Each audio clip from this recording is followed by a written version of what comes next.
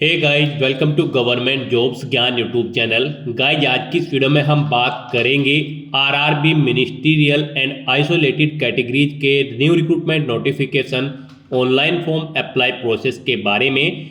जी हाँ दोस्तों, railway recruitment board ने मिनिस्ट्रियल एंड आइसोलेटेड कैटेगरीज के अंतर्गत 1036 पोस्ट को भरने के लिए नोटिफिकेशन रिलीज किया है।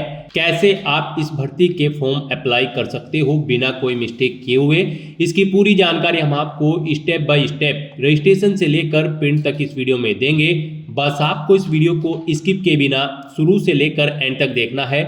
उसके बाद वीडियो पसंद आए तो इसे लाइक और शेयर कर दें। चैनल पर नए हो तो इसे सब्सक्राइब कर लें। साथ ही साथ दोस्तों, हम आपको बताएंगे कि कैसे आप यहां पर आप अपनी क्वालिफिकेशन दें, जिससे आप जिन पोस्ट के लिए अप्लाई करना चाहते हैं उन पर अप्लाई कर सकें। यहां पर कैंडिडेट को क्वालिफिकेशन की डिटेल देते हुए प्रॉब्लम का फेस करना पड़ रहा है। जो क्वालिफिकेशन वो दे रही हैं उनके अकॉर्डिंग उनको पोस्ट शो नहीं हो रही है और वो अप्लाई नहीं कर पा रहे हैं। तो पूरी प्रॉब्लम का हल आपको इस वीडियो में मिल जाएगा। साथ ही साथ हम आपको बताएंगे कि कैसे आप अपनी पोस्ट प्रेफरेंस दें, जिससे आपका सिलेक्शन आसान हो जाए।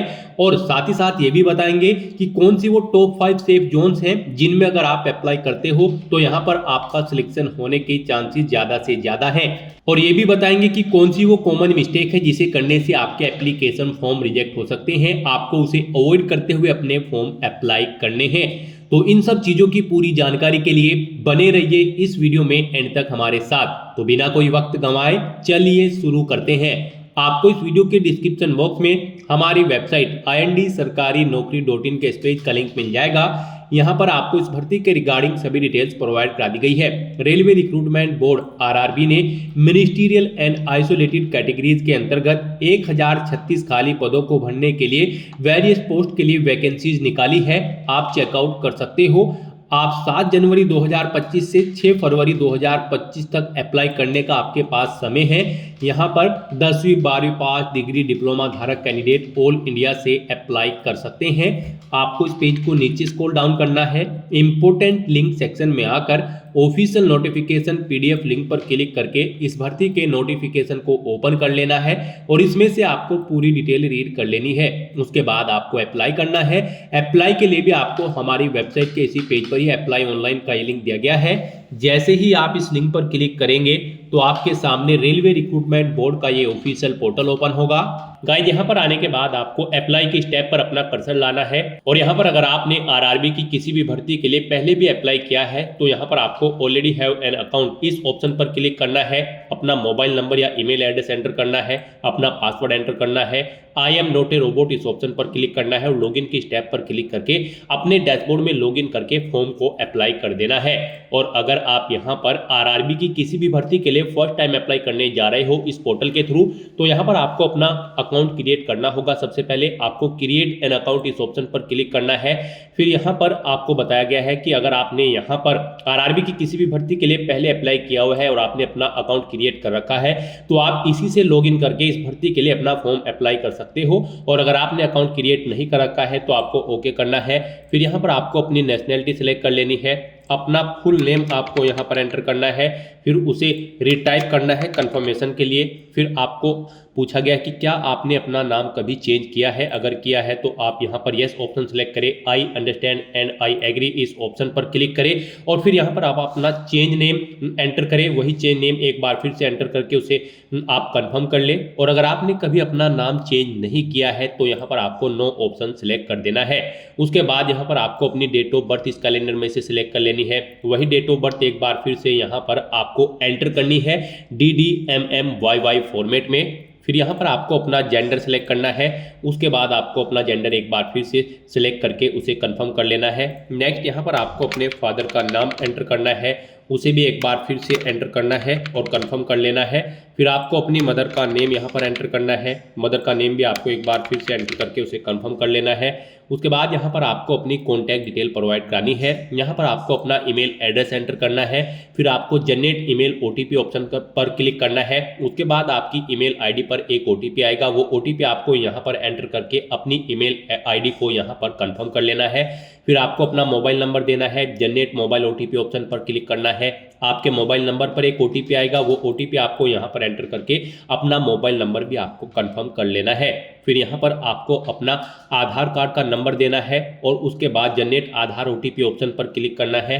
आपके रजिस्टर्ड मोबाइल नंबर पर जिससे आपका आधार अटैच है उस पर एक OTP आएगा, वो OTP आपको यहाँ पर एंटर करना है। वेरीफाई बटन पर क्लिक करके अपना आधार कार्ड आपको वेरीफाई कर लेना है। और अगर आपके पास आधार कार्ड नहीं है, आप I do not have Aadhaar card इस ऑप्शन पर क्लिक करें। फिर यहाँ पर I do not have Aadhaar card इस ऑप्शन पर एक बार फिर से क्लिक करें और फिर यहाँ पर आप अपनी कोई वैलिड प्रूफ ID सिलेक्ट करें। यहाँ पर अभी ऑप्शन शो नहीं हो रहा है, यहाँ पर आपको ड्राइविंग लाइसेंस, पैन कार्ड वगैरह के ऑप्शन मिल जाएंगे। आप कोई भी वैलिड प्रूफ ID सिलेक्ट करें, उसका नंबर दें, फिर इशूइंग अथॉरिटी का नाम दें, किसने आपको इशू किया है, प्लेस ऑफ इशू एंटर करें, फिर डेट ऑफ इशू दें, किस डेट को आपको इशू हुआ है। नेक्स्ट यहाँ पर आपको अपना पासवर्ड क्रिएट करना है। गाइस यहाँ पर आपका पासवर्ड अल्फा न्यूमेरिक फॉर्मेट में होना चाहिए। मींस आपके पासवर्ड में कम से कम एक अपर केस कैरेक्टर, एक लोअर केस कैरेक्टर, एक इंटीजर नंबर और एक स्पेशल कैरेक्टर जैसे कि @ या फिर $, होना चाहिए।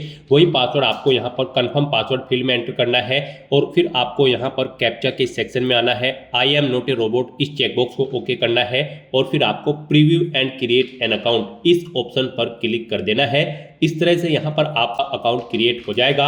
उसके बाद यहाँ पर आपको होम की स्टेप पर क्लिक करना है, फिर आपको अप्लाई की स्टेप पर आना है और फिर आपको यहाँ पर ऑलरेडी हैव एन अकाउंट इस ऑप्शन पर क्लिक कर देना है। उसके बाद यहाँ पर आपको अपना मोबाइल नंबर या ईमेल एड्रेस एंटर करना है, अपना पासवर्ड आपको यहाँ पर एंटर करना है। I am not a robot इस ऑप्शन पर क्लिक करना है और लॉगिन की स्टेप पर क्लिक करके अपने डैशबोर्ड में लॉगिन कर लेना है। जब आप अपने डैशबोर्ड में लॉगिन करेंगे तो यहाँ पर आपको अपना आधार कार्ड नंबर एंटर करना है, फिर आपको जनरेट आधार OTP ऑप्शन पर क्लिक करना है। आपके रजिस्टर्ड मोबाइल नंबर पर एक OTP आएगा जो आपके आधार से अटैच है, वो OTP आपको यहाँ पर एंटर करना है। इस चेक बॉक्स को ओके करना है और फिर वेरीफाई के इस बटन पर क्लिक करके अपना आधार कार्ड नंबर आपको वेरीफाई कर लेना है। अब यहाँ पर आपका डैशबोर्ड ओपन हो चुका है। अब यहाँ पर आकर आपको ऑनलाइन एप्लीकेशन की टैब पर क्लिक कर देना है या फिर टॉप पर जो आपको ये ऑनलाइन एप्लीकेशन की टैब दी गई है आप इस पर क्लिक कर दें। उसके बाद आपके सामने कुछ इस तरह से इंटरफेस ओपन होगा। अब यहाँ पर आपको सबसे पहले बोर्ड सिलेक्ट कर लेना है, किस बोर्ड के लिए आप अप्लाई करना चाहते हैं। आप अपनी चॉइस के अकॉर्डिंग कोई भी रेलवे रिक्रूटमेंट का बोर्ड सेलेक्ट करें। तो जैसा कि हम बात कर रहे थे कि कौन से वो टॉप 5 सेफ जोन्स है जिनमें अगर आप अप्लाई करते हो तो आपके सिलेक्शन के चांसेस ज्यादा रहेंगे। तो यहाँ पर फर्स्ट नंबर पर है RRB बिलासपुर। RRB बिलासपुर के अंतर्गत 153 वैकेंसीज हैं, तो यहाँ पर आपके चांसेस ज्यादा रहते हैं। सेकंड नंबर पर है RRB गुवाहाटी। RRB गुवाहाटी के अंतर्गत यहाँ पर 169 वैकेंसीज है। थर्ड नंबर पर है RRB कोलकाता, इसके अंतर्गत यहाँ पर 130 वैकेंसीज है। फोर्थ नंबर पर है RRB मुंबई, इसके अंतर्गत यहाँ पर 112 वैकेंसीज भरी जाएंगी अलग अलग रीजन में। फिफ्थ नंबर पर है RRB प्रयागराज। RRB प्रयागराज के अंतर्गत 88 वैकेंसीज भरी जाएंगी। तो यहाँ पर ये टॉप 5 सेफ जोन्स है, इनके अंतर्गत अगर आप अप्लाई करोगे तो आपके सिलेक्शन के चांसेस यहाँ पर ज्यादा रहेंगे।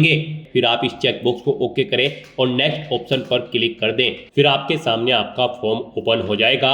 यहाँ पर कुछ चीजें आपकी ऑटोमेटिकली फिल कर दी गई है जो आपने रजिस्ट्रेशन टाइम पे प्रोवाइड कराई थी। बस यहाँ पर अब आपको अपना मैरिटल स्टेटस सिलेक्ट करना है, अपना रिलीजन सिलेक्ट कर लेना है, अपनी मातृभाषा आपको सिलेक्ट कर लेनी है, एग्जाम की लैंग्वेज आपको सिलेक्ट कर लेनी है, किस लैंग्वेज में आप अपना एग्जाम पेपर चाहते हैं। फिर आपकी बॉडी पर कहीं कोई कट या तिल का निशान है तो उस पैलेस का नाम आप एंटर कर दे। एक से ज्यादा जगह आपकी बॉडी पर कोई कट या तिल का निशान है तो दूसरे पैलेस का नाम आप एंटर कर दे, नहीं है तो नो मार्क आप एंटर कर दे। उसके बाद यहाँ पर आपको अपनी कम्युनिटी सिलेक्ट कर लेनी है, फिर आपको अपनी कास्ट का नाम एंटर कर देना है, कम्युनिटी सर्टिफिकेट नंबर आपको एंटर कर देना है। उसके बाद आपको आपका कम्युनिटी सर्टिफिकेट किस अथॉरिटी ने प्रोवाइड कराया है वो आपको यहाँ पर पोर्ट सिलेक्ट कर लेनी है। फिर आपको इश्यूइंग स्टेट सिलेक्ट कर लेना है, किस स्टेट का आपका यहाँ पर कम्युनिटी सर्टिफिकेट है वो स्टेट आप सिलेक्ट करें। फिर कम्युनिटी सर्टिफिकेट आपको किस डेट को इशू हुआ है वो डेट आप सिलेक्ट करें इस कैलेंडर में से। फिर यहाँ पर आपसे पूछा गया है कि क्या आप एग्जाम के लिए फ्री ट्रैवल पास चाहते हैं, अगर चाहते हैं तो यस करें, नहीं चाहते हैं तो नो ऑप्शन सिलेक्ट कर ले। उसके बाद यहाँ पर आपको अपना नियरेस्ट रेलवे स्टेशन का नाम एंटर कर देना है।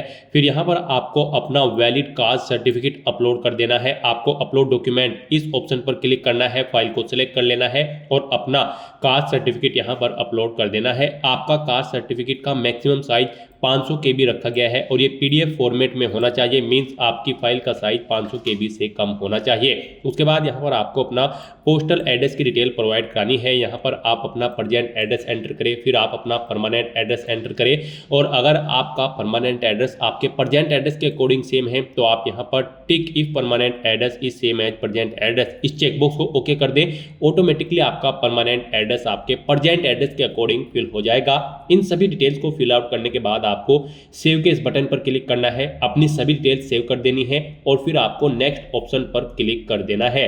नेक्स्ट आपसे पूछा गया है कि क्या आप ई एक सर्विसमैन है, अगर है तो यस ऑप्शन सेलेक्ट करें और फिर उसकी डिटेल दे, नहीं है तो आपको नो ऑप्शन सेलेक्ट कर लेना है। उसके बाद आपसे पूछा गया है कि क्या आप बेंचमार्क डिसेबिलिटी कैंडिडेट हैं, अगर हैं तो यस ऑप्शन सेलेक्ट करें और फिर उसकी डिटेल दे, नहीं है तो आपको नो ऑप्शन सेलेक्ट कर लेना है। उसके बाद आपसे पूछा गया है कि क्या आप ईबीसी सर्टिफिकेट होल्डर कैंडिडेट हैं, अगर है तो यस करें और उसकी डिटेल दे, नहीं है तो नो ऑप्शन आप सेलेक्ट कर लें। उसके बाद फिर आपसे पूछा गया है कि क्या आप इंडियन रेलवे के एम्प्लॉय हैं, अगर हैं तो यस ऑप्शन सेलेक्ट करके उसकी डिटेल दें, नहीं है तो आप नो ऑप्शन सेलेक्ट कर लें। फिर यहाँ पर आपसे पूछा गया कि क्या आप करंट में किसी डिपार्टमेंट या ऑर्गेनाइजेशन में कार्यरत है, किसी सेंट्रल गवर्नमेंट की जॉब में या फिर स्टेट गवर्नमेंट की जॉब में या फिर किसी पब्लिक सेक्टर में आप कार्यरत हैं, अगर है तो ऑप्शन सेलेक्ट करें और फिर उसकी डिटेल दें और अगर नहीं है तो आपको नॉट एप्लीकेबल ऑप्शन सेलेक्ट कर लेना है। नेक्स्ट यहाँ पर कैंडिडेट को अपनी बैंक डिटेल प्रोवाइड करानी है। यहाँ पर आपकी फीस रिफंड की जाएगी, जो फीस है यहाँ पर आपकी वो रिफंड की जाएगी। अनरिजर्व ओबीसी कैंडिडेट को 500 रुपये फीस जमा करानी है, 400 रुपये उनकी फीस रिफंड कर दी जाएगी। एससी एसटी पीडब्ल्यूडी और फीमेल कैंडिडेट को 250 रुपये फीस जमा करानी होगी, 250 के 250 रुपये उनके यहाँ पर रिफंड करा दी जाएंगे। उसके लिए यहाँ पर आपको अपनी बैंक डिटेल प्रोवाइड करानी है। सबसे पहले यहाँ पर आपको अपना नाम देना है, अकाउंट होल्डर का नेम, जो नाम आपका अकाउंट में है वो आप एंटर करें। फिर यहाँ पर अपना अकाउंट नंबर एंटर करें, उसे कंफर्म करें। फिर अपना बैंक का आईएफएससी कोड एंटर करें। आईएफएससी कोड एंटर करने के बाद आपको कंफर्म बटन पर क्लिक करना है। फिर आपके बैंक का नाम और उसका एड्रेस ऑटोमेटिकली यहाँ पर फिल हो जाएगा। फिर यहाँ पर आपको सेव के इस बटन पर क्लिक करना है, अपनी सभी डिटेल को सेव कर देना है और नेक्स्ट ऑप्शन पर फिर आपको क्लिक करना है। नेक्स्ट यहाँ पर आपको अपनी एजुकेशनल क्वालिफिकेशन की डिटेल प्रोवाइड करानी है। गाइस यहाँ पर सबसे पहले आपको अपनी 10वीं क्लास की डिटेल प्रोवाइड करानी है, ये मस्ट है। यहाँ पर आपको एडिट के ऑप्शन पर क्लिक करना है। फिर यहाँ पर आपको अपनी qualification matriculation SSLC automatically select मिल जाएगी। उसके बाद आपको अपना स्टेट सिलेक्ट करना है, डिस्ट्रिक्ट सिलेक्ट करना है, बोर्ड का नाम देना है जिससे आपने अपनी 10वीं क्लास पास आउट की है, डेट ऑफ पासिंग आप सिलेक्ट करें इस कैलेंडर में से, अपना 10वीं का रोल नंबर एंटर करें और फिर आप यहाँ पर अपना 10वीं का जो सर्टिफिकेट है उसका सीरियल नंबर आप यहाँ पर एंटर कर दें और अपडेट की इस बटन पर क्लिक करके अपनी डिटेल को अपडेट कर दें, ऐड कर दें। फिर यहाँ पर आपको क्वालिफिकेशन के मल्टीपल ऑप्शंस दिए गए हैं। आपने जो भी क्वालिफिकेशन कर रखी है उसकी डिटेल आप यहाँ पर सेम ऐसे ही प्रोवाइड करा सकते हैं। जैसे कि अगर आपने 12 प्लस 2 स्टेज और इट्स इक्विवेलेंट यानी कि आपने 12वीं क्लास पास आउट की है या फिर इसके इक्विवेलेंट, तो आप ऑप्शन सेलेक्ट करें। यहाँ पर आप अपना डिसिप्लिन या सब्जेक्ट सेलेक्ट करें, किस डिसिप्लिन में आपने अपनी 12वीं क्लास पास आउट की है, साइंस या फिर साइंस फिजिक्स एंड केमिस्ट्री या फिर एनी डिसिप्लिन। उसके बाद आप अपना स्टेट सेलेक्ट करें, स्टेट सेलेक्ट करने के बाद आप अपना डिस्ट्रिक्ट सेलेक्ट करें। फिर यहाँ पर आप बोर्ड का नाम दें, किस बोर्ड से आपने अपनी 12वीं क्लास पास आउट की है, डेट ऑफ पासिंग सेलेक्ट करें, अपनी परसेंटेज यहाँ पर आप एंटर करें, कितने % मार्क्स आपने ऑब्टेन किए हैं। फिर यहाँ पर आपको मीडियम ऑफ प्रोफिशिएंसी सिलेक्ट कर लेनी है, किस लैंग्वेज में आपकी प्रोफिशिएंसी है आप ऑप्शन सेलेक्ट करें। मल्टीपल ऑप्शन आप यहाँ पर भी सिलेक्ट कर सकते हैं। उसके बाद यहाँ पर आपसे पूछा गया है कि क्या आपको कंप्यूटर एप्लीकेशन की नॉलेज है, अगर है तो यस करें और फिर ऐड के इस बटन पर क्लिक करके अपनी डिटेल आप ऐड कर दें। इस तरह से आपकी 12वीं क्लास की डिटेल भी ऐड हो जाएगी। फिर यहाँ पर आपको अपनी पोस्ट के अकॉर्डिंग अपनी क्वालिफिकेशन ऐड करनी है। गाइस यहाँ पर आपको क्वालिफिकेशन के मल्टीपल ऑप्शन दिए गए हैं। इसके लिए आप ऑफिशियल नोटिफिकेशन की इस PDF पर आए, यहाँ पर आप पेज नंबर 57 पर जाएं। यहाँ पर आपको पोस्ट वाइज क्वालिफिकेशन की डिटेल प्रोवाइड कराई गई है। यहाँ पर जैसे कि हमने आपको पहले ही बताया है, यहाँ पर वेरियस पोस्ट है मिनिस्ट्रियल एंड आइसोलेटेड कैटेगरीज के अंतर्गत। यहाँ पर पोस्ट ग्रेजुएट टीचर की इस पोस्ट के लिए आपके पास मास्टर डिग्री होनी जरूरी है किसी रिकॉग्नाइज्ड यूनिवर्सिटी से, प्लस BEd की डिग्री होनी चाहिए, प्लस आपके पास प्रोफिशिएंसी होनी चाहिए हिंदी और इंग्लिश लैंग्वेज की। तो यहाँ पर आप अपनी एजुकेशनल क्वालिफिकेशन की डिटेल पोस्ट वाइज चेकआउट कर सकते हैं और इसके अकॉर्डिंग आपको अपनी क्वालिफिकेशन सेलेक्ट करके डिटेल प्रोवाइड करानी है। पोस्ट ग्रेजुएट टीचर के लिए यहाँ पर सब्जेक्ट वाइज भी डिटेल प्रोवाइड कराई गई है, जैसे कि post graduate teacher commerce, post graduate teacher Hindi, post graduate teacher political science. आपको यहाँ पर सब्जेक्ट वाइज आपकी क्वालिफिकेशन दी गई है। आप यहाँ से अपनी क्वालिफिकेशन चेकआउट करें, पर्टिकुलर पोस्ट की क्वालिफिकेशन आप यहाँ से चेकआउट करें। जिस भी पोस्ट के लिए आप अप्लाई करना चाहते हैं उसके सामने की क्वालिफिकेशन क्वालिफिकेशन, यहाँ पर क्वालिफिकेशन के सेक्शन में आकर आप चेकआउट करें और फिर उसी के अकॉर्डिंग यहाँ पर आप अपनी क्वालिफिकेशन की डिटेल प्रोवाइड करा दें। यहाँ पर आपको मल्टीपल ऑप्शंस दे गई हैं आपकी क्वालिफिकेशन ऐड करने के लिए। आपके पास जो भी क्वालिफिकेशन है वो यहाँ पर आप सिलेक्ट करें और अपनी डिटेल प्रोवाइड कराएं, जैसे कि teacher eligibility test TET option अगर आप सिलेक्ट करते हैं तो यहाँ पर आपको डिसिप्लिन सिलेक्ट करनी है टीईटी, स्टेट सिलेक्ट करना है किस स्टेट से आपने अपनी टीईटी कंप्लीट की है, डिस्ट्रिक्ट सेलेक्ट करें, फिर यहाँ पर आप कॉलेज या यूनिवर्सिटी का नाम दें, उसके बाद यहाँ पर पासिंग डेट आप इस कैलेंडर में से सिलेक्ट करें, अपनी परसेंटेज एंटर करें और ऐड के इस बटन पर क्लिक करके अपनी क्वालिफिकेशन आप पोस्ट की रिक्वायरमेंट के अकॉर्डिंग 1 बाय 1 करके यहाँ पर ऐड कर दें। फिर यहाँ पर आपको अपनी एक्सपीरियंस की डिटेल प्रोवाइड करानी है। गाइस यहाँ पर आपको पूछा गया है नेचर ऑफ एक्सपीरियंस आपका क्या है, आप यहाँ पर ऑप्शन सेलेक्ट करें, standing practice as a plead at bar, आपको जो भी यहाँ पर एक्सपीरियंस है आप अपनी चॉइस के अकॉर्डिंग ऑप्शन सेलेक्ट करें। फिर यहाँ पर आपसे पूछा गया है कि आप कार्यरत हैं या फिर आप जॉब छोड़ चुके हैं, अगर जॉब छोड़ चुके हैं तो आप पास्ट एंटर करें, प्रेजेंट में भी वर्किंग है तो आप प्रेजेंट ऑप्शन सेलेक्ट करें। फिर आप यहाँ पर ऑप्शन सेलेक्ट करें किस डेट से आप कार्यरत हैं और यहाँ पर अगर आप प्रेजेंट में कार्यरत हैं तो इस डेट के सिलेक्ट करते ही आपकी ऑटोमेटिकली ईयर मंथ और डेज आपके सामने कैलकुलेट होकर आपको शो कर दी जाएंगे। एक से ज़्यादा जगह वर्किंग एक्सपीरियंस अगर आपको है तो यहाँ पर आप ऐड बटन पर क्लिक करें, एक और रो ऐसी ही यहाँ पर ऐड हो जाएंगी और उसमें आप अपने एक्सपीरियंस की डिटेल प्रोवाइड करा दें।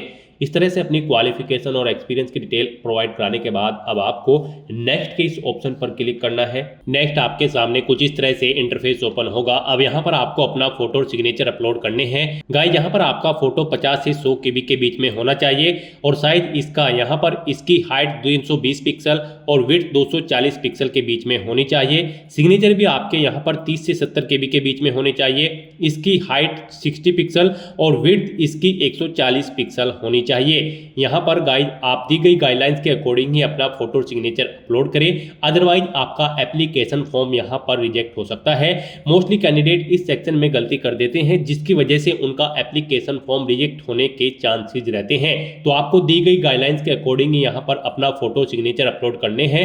आपको ब्राउज के इस बटन पर क्लिक करना है, फाइल को सिलेक्ट कर लेना है और 1 बाय 1 करके आपको अपना फोटो और सिग्नेचर अपलोड कर देने हैं। यहाँ पर अगर आपका फोटो छोटा या बड़ा है तो उसके साइज को आप यहाँ पर अपने हिसाब से आप कम या ज्यादा कर सकते हैं। आप गूगल में जाकर कोई भी इमेज रिसाइजर का टूल ओपन कर ले और उसके थ्रू आप अपना फोटो और सिग्नेचर यहाँ पे सेटअप करके उन्हें अपलोड कर दें।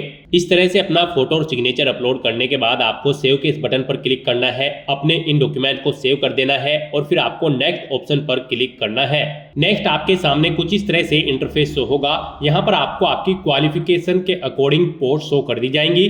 आप जिन पोस्ट के लिए एलिजिबल हैं अपनी क्वालिफिकेशन के अकॉर्डिंग उनके नाम यहाँ पर आपको दे दी गई हैं। आपको प्लस के इस निशान पर क्लिक करके इस सेकंड सेक्शन में उन्हें प्रेफरेंस देते हुए आप जिस भी पोस्ट को प्रेफरेंस देना चाहते हैं पहले उसके सामने प्लस के निशान पर क्लिक करें और इस सेक्शन में उसे ऐड कर दे। इस तरह से आपको 1 बाय 1 करके अपनी क्वालिफिकेशन के अकॉर्डिंग जो भी पोस्ट आपकी यहाँ पर शो हुई है उन्हें आपको प्लस के इस निशान पर क्लिक करके सेकंड कॉलम में ऐड कर देना है। फोटो एंड सिग्नेचर अपलोड करने के बाद जैसे ही कैंडिडेट नेक्स्ट ऑप्शन पर क्लिक कर रहे हैं उनके सामने यहाँ पर प्रॉब्लम शो हो रही है। यहाँ पर इस सेक्शन में आपके सामने वही पोस्ट शो होंगी जो आपकी क्वालिफिकेशन के अकॉर्डिंग मैच करती है।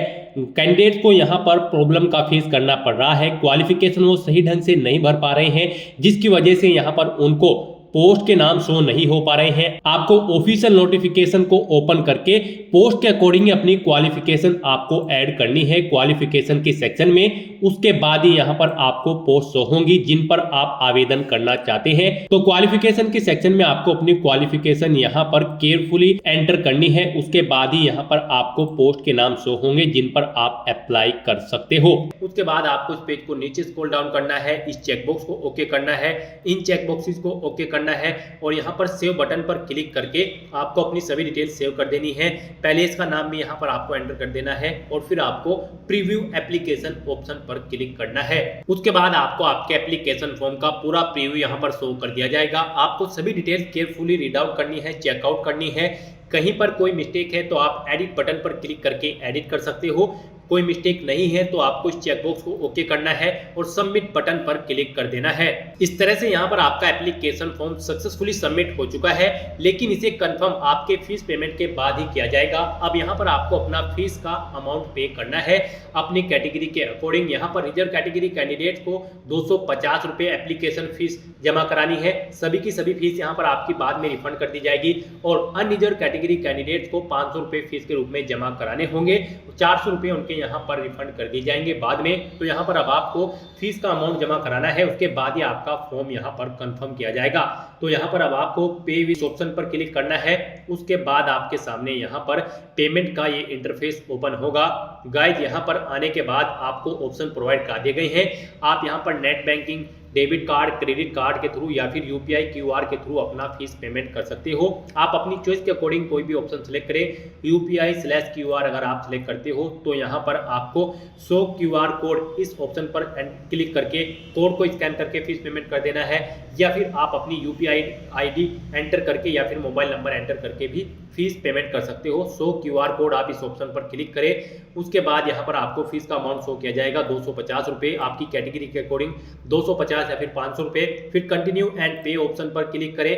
उसके बाद यहाँ पर आपके सामने क्यूआर कोड जनरेट कर दिया जाएगा। आपको इसे स्कैन कर लेना है और अपना फीस पेमेंट कर देना है। सक्सेसफुली फीस पेमेंट होते ही आपका एप्लीकेशन फॉर्म का सभी स्टेप्स कंप्लीट हो जाएगा, आपका फॉर्म कंफर्म हो जाएगा और आपका फॉर्म सक्सेसफुली सबमिट हो जाएगा। उसके बाद आपको अपने एप्लीकेशन फॉर्म का एक हार्ड कॉपी प्रिंट आउट ले लेना है फ्यूचर यूज के लिए, फ्यूचर रेफरेंस के लिए। तो दोस्तों ऐसे आप RRB ministerial and isolated categories की पोस्ट के लिए अपने फॉर्म अप्लाई कर सकते हो बिना कोई मिस्टेक किए हुए। आज की इस वीडियो में बस इतना ही। आई होप ये वीडियो आपको पसंद आई होगी। अगर पसंद आई हो तो इसे लाइक और शेयर करें। चैनल पर नए हो तो इसे सब्सक्राइब कर लें। Thanks for watching.